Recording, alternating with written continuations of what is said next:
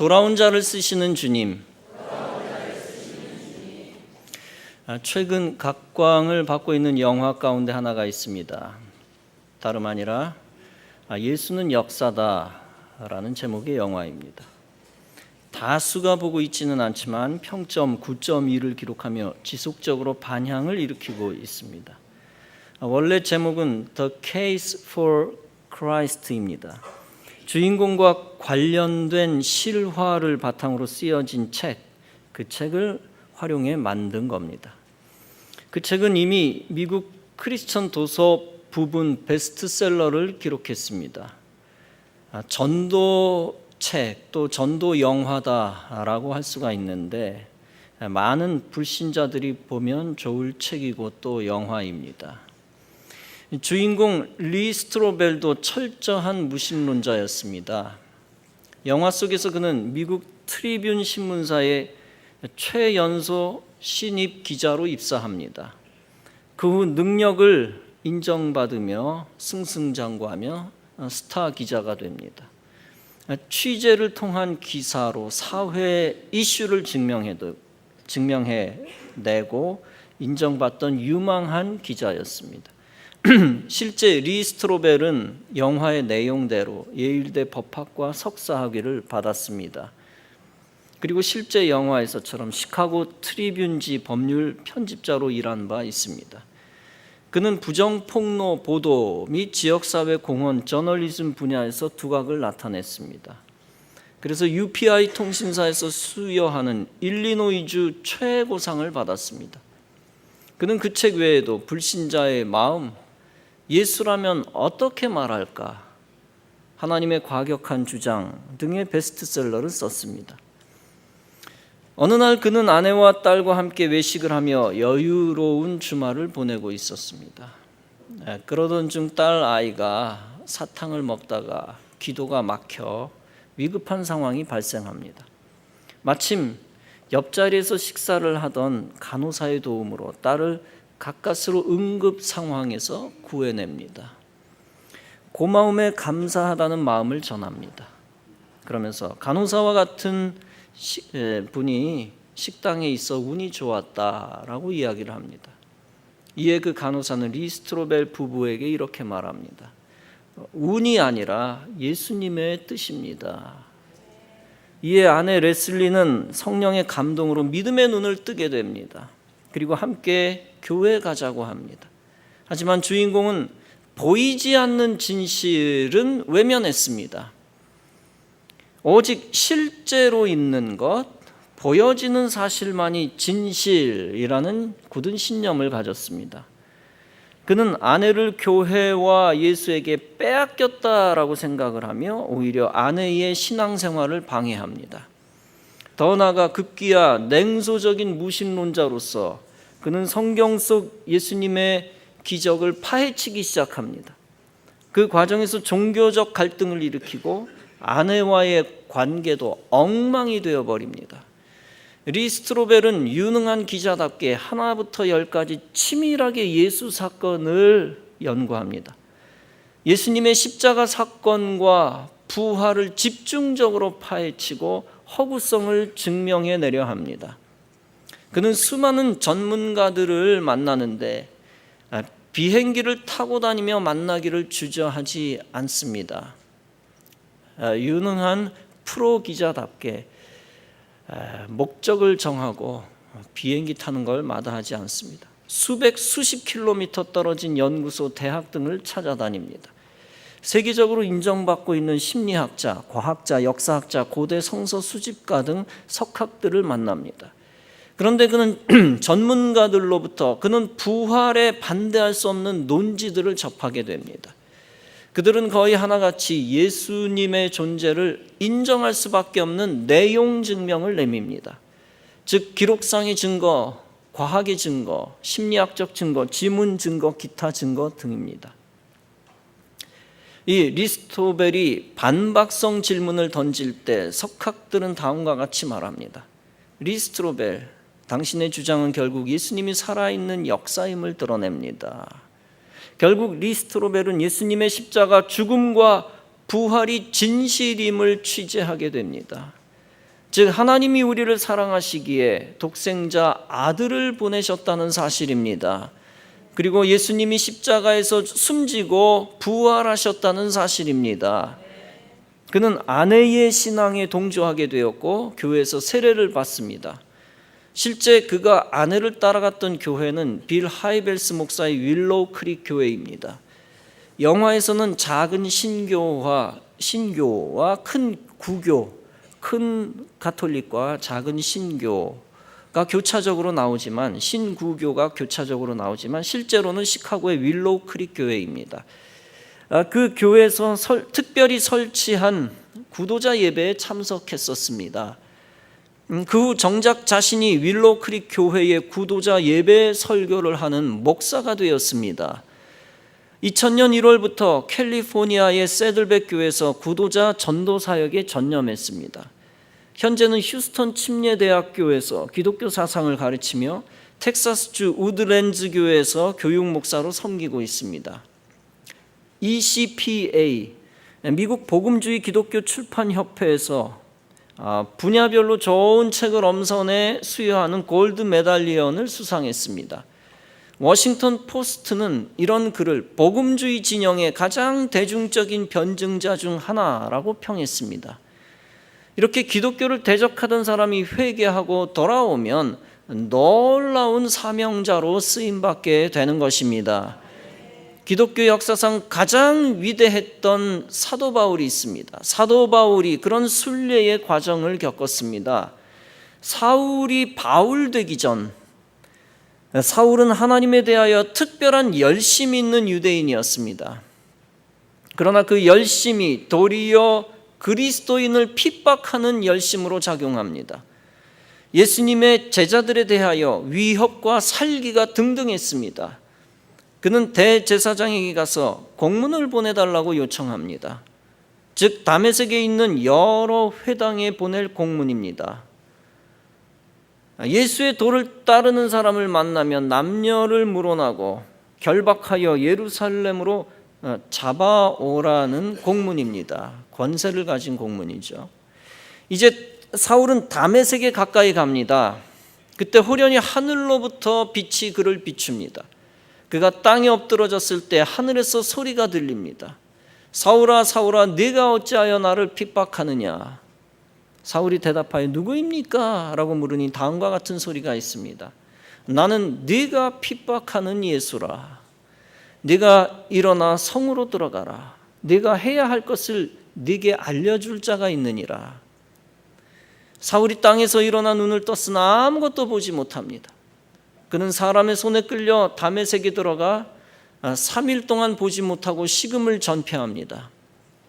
본문에서 다메섹에 있는 아나니아가 등장합니다. 주께서 환상 중에 이 아나니아에게 아나니아야라고 말씀합니다. 그를 부릅니다. 아나니아가 주여 내가 여기 있나이다 라고 대답합니다. 주님께서 명령합니다. 일어나 직가라고 하는 거리로 가서 유다 집에서 5 사람 사울을 찾으라. 그가 기도하고 있을 것이다. 사울은 기도와 환상 중에 이미 본 것이 있단다. 즉 너 아나니아가 사울에게 안수하여 사울 자신이 다시 보게 되는 환상이다. 아나니아가 대답합니다. 주여 이 사람에 대하여 내가 여러 사람에게 이미 들은 바 있습니다. 그는 예루살렘에서 주의 성도에게 적지 않은 해를 끼쳤다고 합니다. 여기서도 그는 대제사장의 권세를 이미 받았습니다. 그래서 주의 이름을 부르는 모든 자를 결박할 수 있습니다. 주께서 아나니아에게 말씀합니다. 가라, 이 사람 사울은 내가 택한 나의 그릇이다. 즉 내 이름을 이방인과 임금들과 이스라엘 자손들 앞에 전하기 위한 그릇이다. 그가 내 이름을 위하여 해를 어느 정도 받아야 된다. 그 사실을 내가 사울에게 보여 알려줄 것이다. 그런 주의 말씀을 듣고 아나니아는 떠나 그 집에 들어가서 안수하며 말합니다. 형제 사울이여, 주님 곧 당신이 오는 길에서 나타나신 예수님이 나를 보냈소. 그래서 당신의 눈을 다시 뜨게 하여 볼 수 있게 하실 것이요. 그리고 당신을 성령으로 충만하게 만들 것이요.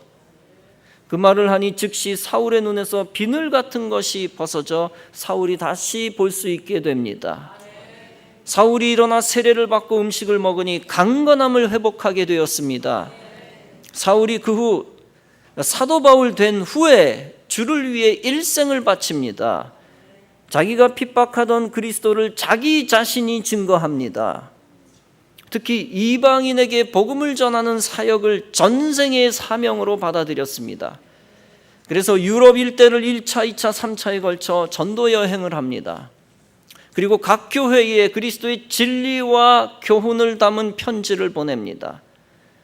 그것이 오늘날 바울 서신이 되어 신약 성경의 일부를 이루게 됩니다.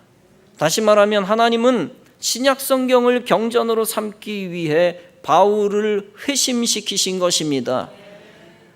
하나님은 이방인들을 구원하여 하나님 백성 삼기 위해 바울을 회심시키신 것입니다. 회심하기 전 바울은 어떤 사람이었습니까? 교회를 잔멸하였고 또 집에 들어가서 남녀를 끌어다가 옥에 넘겼다고 했습니다. 그뿐 아니라 그리스도인들을 회당에서 때렸다고 기록하고 있습니다. 심지어 사도행전 22장에서는 그리스도인을 죽였다고 했습니다. 그런 그가 기독교 역사상 가장 위대한 인물이 되었습니다. 그런데 놀라운 것은 그가 오랜 기간 동안 서서히 변화된 것이 아니라는 것입니다. 5년 걸리고 10년 걸리고 20년 걸린 것이 아닙니다. 바로 다메섹 도상에서 한순간의 변화가 일어난 것이었습니다. 그 사실은 성령께서 친히 역사하셨다는 것을 보여주는 것입니다. 구체적으로는 예수 그리스도께서 실제 사울에게 나타나셨기 때문이었습니다. 다른 그 어떤 것으로도 갑작스러운 회심을 만든 것이 아니었습니다. 오직 부활하신 예수님이 친히 그를 만나 주셨기 때문이었습니다. 부활하신 예수님을 보았기 때문에, 눈앞에서 보았기 때문에 그는 바로 담대하게 죽음을 불사하고 전도할 수 있었던 것입니다. 그러므로 하나님이 역사하시기만 하면 한순간에도 구원의 역사가 일어나는 것입니다. 하나님이 역사하시기만 하면 가장 가능성 없는 사람이 가장 위대한 사람 될 수 있는 것입니다. 그러므로 우리는 언제나 하나님이 하실 일을 기대하며 믿어야 합니다. 가장 악한 사람도 가장 선한 사람 될 수 있음을 믿어야 합니다. 하나님과 가장 멀었던 사람도 하나님과 가장 가까운 사명자가 될 수 있음을 믿어야 합니다. 그리고 세상에서 가장 쓸모없는 존재도 하나님이 역사하시면 하나님께 가장 필요한 존재가 될 수 있음을 믿어야 합니다. 바울에게 있어서는 갑작스러운 변화였지만 사람에 따라 많은 세월이 걸릴 수도 있습니다. 어떤 이는 오랫동안 진리를 찾아 말씀 읽다가 회심을 합니다. 어떤 이는 오랫동안 광야에서 인생길에서 환난당하다가 회심을 합니다.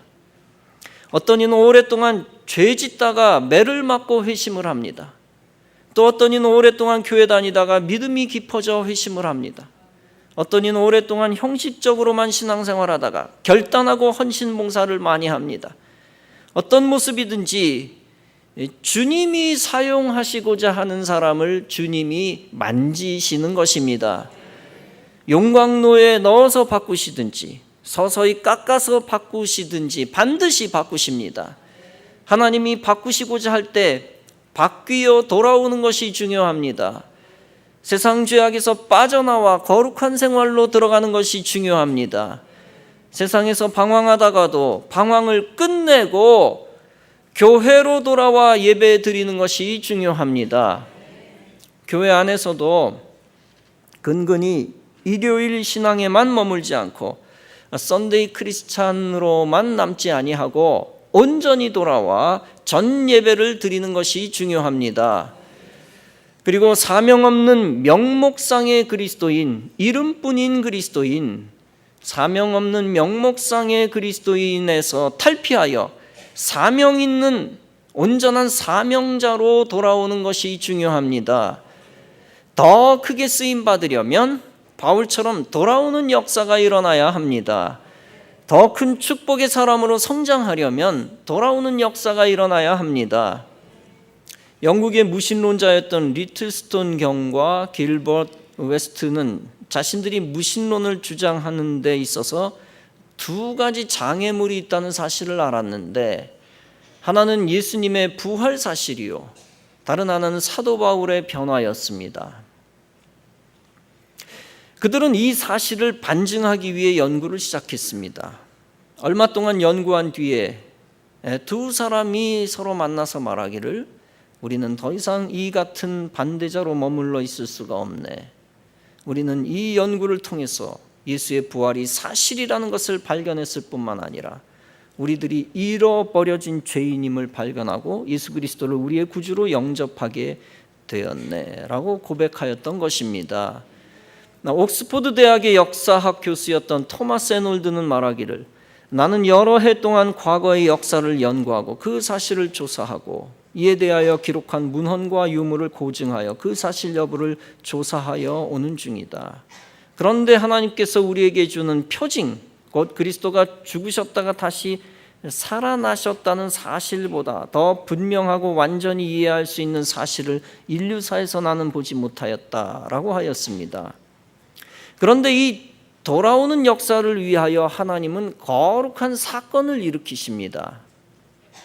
환경의 변화를 가져온다는 것입니다. 바울에게 있어서 환경의 변화는 직접 예수 그리스도께서 만지신 사건입니다. 바울이 다메섹으로 가다가 하늘의 빛을 받아 땅에 엎드러진 사건입니다. 갑자기 눈이 떠지지 않은 사건입니다. 여러분, 어떤 사건을 단순히 재수없는 사건으로만 받아들이지 마십시오. 갑자기 돈 떨어지는 사건, 갑자기 병든 사건이 있을 수 있습니다. 갑자기 시험에서 떨어지는 사건, 또 갑자기 배신당하는 사건도 있을 수 있습니다. 갑자기 환경이 나빠져 이동하지 않으면 안 되는 사건도 있을 수 있습니다. 그 모든 사건 속에서 그리스도인들은 사명을 생각해야 합니다. 하나님이 사명을 잃어버린 나에게 환경을 통해 외치시고 계시는구나. 나를 사도 바울처럼 이방인들의 영혼을 구하라고 나를 부르고 계시는구나. 형식적인 신앙생활하면서 자족하던 나에게 돌아와 사역하라고 부르시는구나. 이렇게 모든 아픈 것도 믿음으로 은혜스럽게 받아들이는 거룩한 감동이 여러분들에게 있기를 주님의 이름으로 축원합니다. 또 하나님은 사명자가 잘못된 곳으로 가고 있으면 사건을 일으키십니다. 사울이 다메섹으로 가고 있던 길은 신앙적으로 분명히 잘못된 길이었습니다. 예수께서 빛으로 만지시지 않으셨다면 영원히 사울은 저주받은 인생으로 끝났을 것입니다. 그러나 감사하게도 예수께서 그가 가던 길을 막으시고 그를 축복의 인생으로 바꾸셨습니다. 하나님의 강권적인 개입, 간섭이라는 은혜를 받은 것입니다. 우리는 죄 많은 인생, 죄 많은 더러운 그릇입니다. 그러나 우리 주님은 그런 것을 그냥 박살내지 않으셨습니다. 타락해 떨어지는 인생을 간섭하셔서 손으로 받으시고 깨져 멸망하는 일이 있지 않게 하셨습니다. 연약한 인생, 타락하면 깨지는데 주님의 손이 간섭하시고 받으신 것입니다. 쓰시려고 더러운 그릇이었지만 회개할 기회를 주시고 깨끗하게 만들어 사용하실 기회를 주셨습니다. 교만한 그릇은 겸손한 그릇으로 다시 바뀌어야 합니다.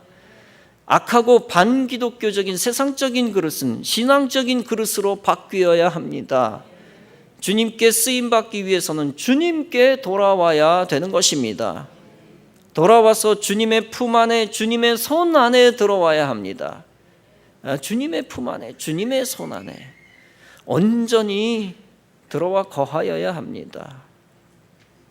모세가 이스라엘 백성들을 해방시키기 위해 파라오 앞에 섰습니다.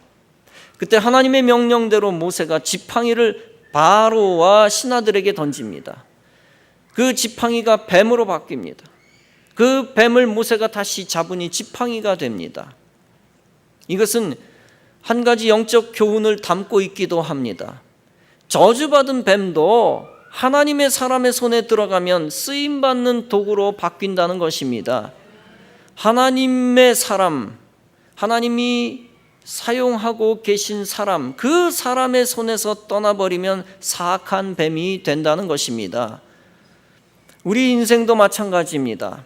저주받은 우리 인생, 버려진 우리 인생이 하나님의 손으로 돌아와 붙들려야 합니다.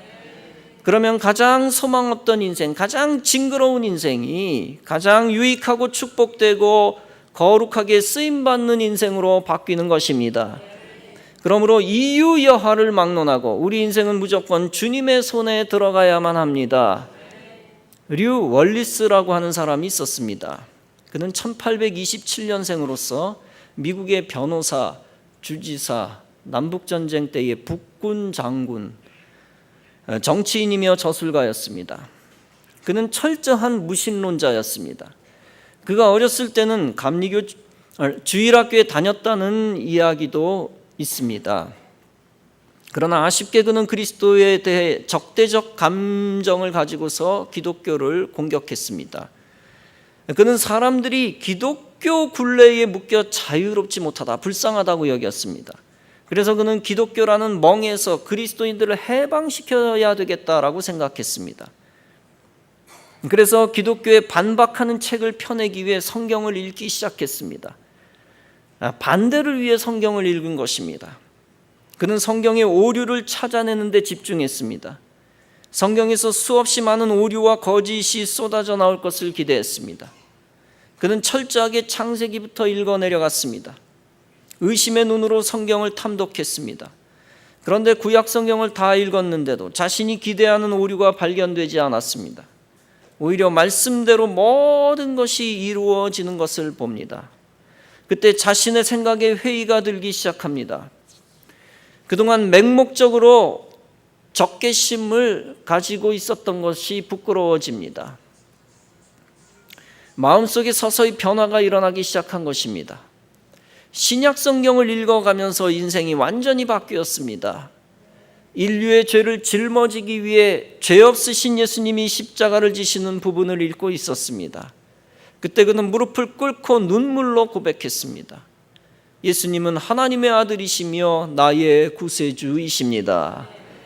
이렇게 완악했던 그의 마음이 십자가의 사랑 앞에 눈처럼 녹아내린 것입니다. 하나님을 믿는 것이 속박이요 멍해인 줄 알았던 그였습니다. 그러나 그런 그가 하나님을 만나자 참 자유와 기쁨을 얻게 되었습니다. 그는 주님의 사랑에 감격하여 기독교를 대적하던 오만한 펜을 꺾었습니다. 그리고 주님을 향한 사랑의 펜으로 다시 글을 쓰기 시작했습니다. 그때 비로소 탄생한 책 이름이 벤허였습니다. 주님께 돌아온 작가가 그리스도를 높이는 작품을 하나님이 사용하시기 시작하셨습니다. 그 책을 통하여 많은 사람들이 신앙적 감화를 받았습니다. 더 나아가 하나님은 그 책이 후대의 영화들의 도움도 받게 하셨습니다. 영화들이 다시 그 책을 유명하게 하는 선순환이 이루어진 것입니다. 그런데 결정적으로 전 세계적으로 유명해진 것은 1959년 작품입니다. 그동안 몇몇 벤허 작품이 있었지만 59년에 리메이크된 작품이 뜨기 시작합니다. 영화사 MGM의 경쟁사 파라마운트사가 있었습니다. 이 파라마운트가 10개라는 영화로 대성공을 거둡니다. 그러자 더 큰 대작을 만들기로 하고 MGM이 엄청난 투자를 합니다. 그래서 만들어진 것이 1959년의 벤허입니다. 잘 아신 대로 그 영화는 1970년대 대한민국 전체를 완전히 강타했습니다. 그 영화는 당시 평균 영화 제작비의 5배에 가까운 1,500만 달러가 투입되었습니다. 상영 시간만 해도 222분에 달하며 10만 명이 출연을 하였습니다. 영화가 얼마나 긴지 초등학교 때 중간에 쉬는 시간이 있었던 거 기억을 하고 있습니다. 그리고 2년의 촬영 세트 제작 기간과 기획에서부터의 제작 기간 10년이라는 경이로운 기록을 세웠습니다. 컴퓨터 그래픽이 없던 시절, 그 영화를 따라갈 현대 작품은 드문 것입니다. 영화 배너는 1억 4천만 달러의 흥행 수입을 올렸습니다. 특히 아카데미 11개, 11개 부분 수상이라는 기록까지 세웠습니다. 이 수십 년 된 영화는 아직까지도 10여 년마다 다시 재개봉되는 진기록을 세우고 있습니다. 그뿐 아니라 최근에는 리메이크된 배너까지 나왔는데, 그러나 59년의 배너를 따라가지 못한다고 생각합니다. 이 영화를 감독한 윌리엄 와일러 자신이 신이여 진정 이 영화를 제가 만들었나이까 라고 하면서 스스로 경탄했을 정도로 감동 깊은 대작이 되었습니다. 이렇게 하나님이 높이셔서 쓰임받은 그 작품은 수많은 사람들에게 간접적으로 믿음을 심어 주었습니다. 이렇게 하나님은 돌아온 자를 통하여 놀라운 역사를 일으키시는 것입니다. 사도 바울을 택하실 때 주님이 뭐라고 말씀하셨습니까? 이 사람은 내 이름을 이방인과 임금들과 이스라엘 자손들 앞에 전하기 위하여 택한 나의 그릇이라. 그렇습니다. 여러분, 이것이 중요합니다. 사도 바울은 예수 생명의 복음을 전하기 위해 하나님이 택하신 그릇이다라는 것입니다. 가장 위대한 그릇으로 사용하시기 위해 하나님이 그를 돌아오게 하신 것입니다. 인간의 입장에서 보면 돌아온 자를 하나님이 쓰신 것입니다. 세상 사람들은 목숨부터 있으면 살았다고 이야기를 합니다. 그저 식구들 잘 살고 내 몸 건강하고 물질이 있으면 잘 산다고 얘기합니다. 그러나 하나님의 사람에게 사명 없으면 살아있으나 죽은 것입니다. 하나님께 쓰임받지 않는 인생은 목숨부터 있어도 하나님의 사람은, 온전한 하나님의 사람은 아닌 것입니다. 오직 가난하나 부유하나 건강하나 병들었으나 하나님께 쓰임받는 인생이 되시기 바랍니다. 오직 사도 바울처럼 주가 부르실 때 돌이켜 주님께 굴복하는 인생이 되시기 바랍니다. 또한 모세처럼 주님이 쓰시기를 간절히 원하실 때 거룩한 땅에 들어와 세상의 신을 벗으시기 바랍니다. 여호와의 사자가 떨기나무 불꽃 가운데서 모세에게 나타나셨습니다. 그때 모세가 말하길 내가 돌이켜 가서 이 큰 광경을 보리라 하였습니다. 그때 그를 부르시고 선택하시고 크게 사용하셨습니다. 성도 여러분, 모세가 진정으로 거룩한 땅으로 돌이키기 위해서는 자기가 치던 양들도 뒤로 하였습니다. 절대 포기할 수 없는 세상의 소유를 접어놓을 때 하나님이 쓰시는 자가 되는 것입니다. 그런 인생이 참으로 하나님 안에서 진정으로 살아있는 인생이며 가치 있는 인생입니다. 사랑하는 성도 여러분, 언제까지 사명 버리고 세상에서 방황하며 살 것입니까? 혹은 언제까지 사명 버리고 세상 사람처럼 그저 세상 유익만을 위해 살 것입니까? 이제 지옥의 불로 달려가던 길을 멈추고 뜨거운 성령의 불을 향하여 돌아오시기 바랍니다. 형식적인 신앙생활만 하던 거 멈추고 돌이켜 열심히 힘을 다하여 헌신 봉사하시기 바랍니다. 나 자신만 혹은 내 식구만 위했던 자리에서 돌이켜 온 성도를 위한 길로 가시기 바랍니다. 그렇게 결단하고 돌이키면 교회와 하나님 나라를 위하여 귀하고 위대하게 쓰임받는 사명자가 되어질 것입니다. 하나님은 지금도 여러분들을 더 크게 사용하시기를 원하십니다. 지금과 같은 적당한 인생을 앞으로 살다가 수명 다하는 거 원치 아니하십니다. 우리가 그저 고만고만하게 적당히 살다가 늙어 죽는 거 주님이 원치 아니하십니다. 더 빨리 돌이키고 더 가까이 주님 품으로 들어와 일생 주님께 쓰임 받으시기 바랍니다. 하나님의 영광을 위해, 교회를 위해, 하나님 나라를 위해, 천국을 위해 여러분을 불사르고 주님께 드리시기 바랍니다. 그래서 죽어도 후회함이 없는 사명 있는 삶을 감당하다가 이 땅에서 주님이 주시는 영광을 맛보고 주님이 부르시는 날 영원한 영광에 참여하는 참으로 가치 있는 성도 여러분 다 되어지시기를 주님의 이름으로 축원합니다.